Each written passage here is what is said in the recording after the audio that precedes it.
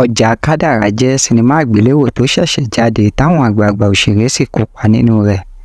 Lára wọn la ti rí Lọlá Ìdíjẹ́, Jídé Àwòbọ́nà, Mídé Martins Abíọ́dún, Rachel Adélájà àti bẹ́ẹ̀ bẹ́ẹ̀ lọ. Sinimá yìí dá lórí ìrìn-àjò àyànmọ́ láàárín ọmọ ìyá méjì tí wọ́n sì jẹ́ ọmọbìnrin tí ẹ̀jẹ̀ sì pa wọ́n pọ̀, ṣùgbọ́n tí kádàrá yà wọ́n sọ́tọ̀ọ̀tọ̀.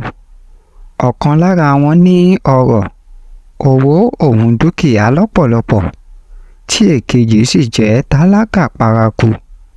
Báyìí ni ọmọbìnrin tó ní ọrọ̀, dúkìá àti ọ̀pọ̀lọpọ̀ owó ṣe ń ṣe ìtọrẹ àánú fún àwọn tí kò mọ̀ rí rárá, tí ó sì fi àwọn ẹbí rẹ̀ sílẹ̀ fún ìyàjẹ.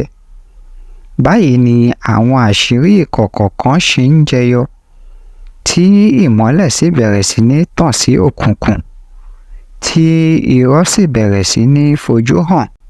Èyí ló ṣokùnfà wàhálà tí ó fẹ́ ṣẹlẹ̀ sí ìbátan wọn.